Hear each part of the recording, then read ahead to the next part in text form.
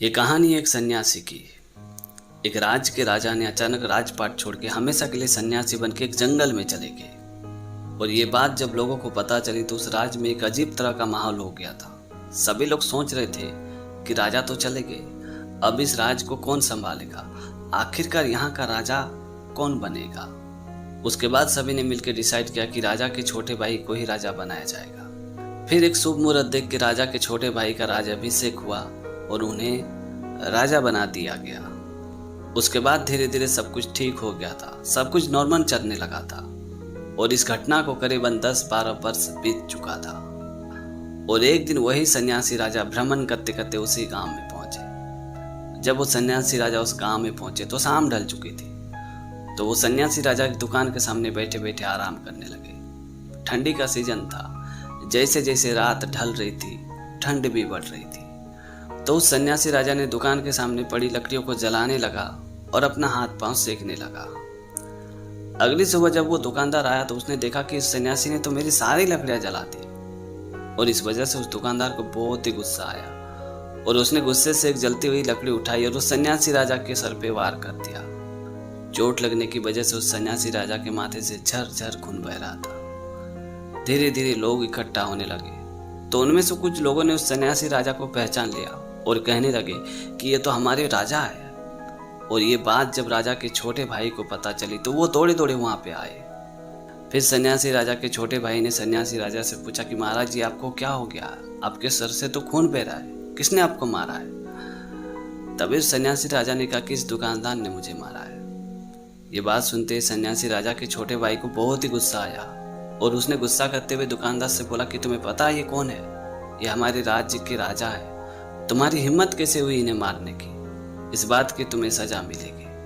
तभी सन्यासी राजा ने कहा कि ना, इसने मुझे मारा है तो इसको सजा देने का हक सिर्फ और सिर्फ मुझे है। और ये बोल के सन्यासी राजा ने अपना सारा माला वगैरह उतार के उस दुकानदार के हाथ में थमा दिया। ये देख के उस सन्यासी राजा के छोटे भाई को बहुत ही आश्चर्य हुआ और उसने सन्यासी राजा से पूछा कि महाराज आप ये क्या कर रहे हो, इस आदमी ने आपको मारा और बदले में आप इसे उपहार दे रहे हो, ये क्या पागलपन है।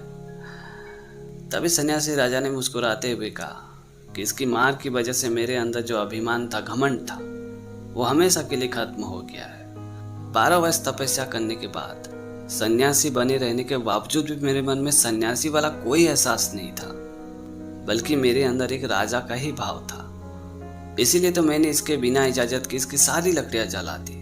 और जब इसने मुझे मारा तो मुझे ये एहसास हुआ कि मैं कोई राजा नहीं बल्कि सिर्फ और सिर्फ एक सन्यासी हूँ। इसने मुझे मार के मेरे ऊपर बड़ा एहसान किया है। और ये बोल के सन्यासी राजा हमेशा के लिए वापस जंगल की ओर चले गए। इसीलिए कहते हैं कि अकड़ और घमंड एक मानसिक बीमारी है जिसका इलाज समय और कुदरत जरूर करता है। तो दोस्तों छोटी सी कहानी में ये सिखाती कि ऊंच नीच बड़े छोटे वाला घमंड अपने दिमाग में कभी ना रखें। जो चीज आपका नहीं है उस चीज को इस्तेमाल करना या उस पर हक जताने का आपका कोई अधिकार नहीं है।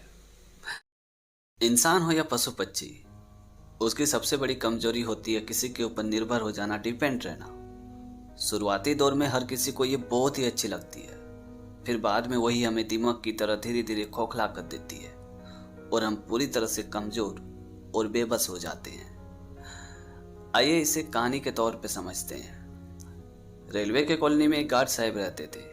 उनकी हमेशा नाइट शिफ्ट की ड्यूटी रहती थी, जिस वजह से गार्ड साहब पूरा दिन घर पे रहते थे। ठंडी का मौसम शुरू हो गया था तो गार्ड साहब के रूम के पीछे एक कुतिए ने बच्चे को जन्म दिया था।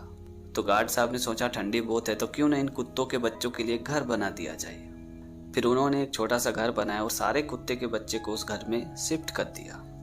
उसके बाद गार्ड साहब उन कुत्तों के बच्चे के साथ पूरा दिन समय बिताते थे, बच्चे को दूध पिलाते थे, उनकी देख रेख करते थे, जिस वजह से वो कुतिया बेफिक्र होकर यहाँ वहाँ घूमने चली जाती थी, ये सोच के कि गार्ड साहब तो मेरे बच्चे का ख्याल रखते ही हैं, उन्हें दूध पिलाते ही हैं।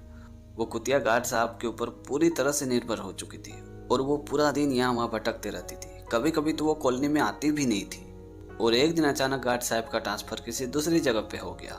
गार्ड साहब जब कॉलोनी छोड़ के जा रहे थे उस वक्त कुतिया वहां मौजूद नहीं थी। तो गार्ड साहब ने इधर उधर नजरें दौड़ाई, फिर वो वहां से चले गए। और अगले दिन जब वो कुतिया वहाँ आई तो उसके बच्चे भूख और ठंड से तड़प रहे थे।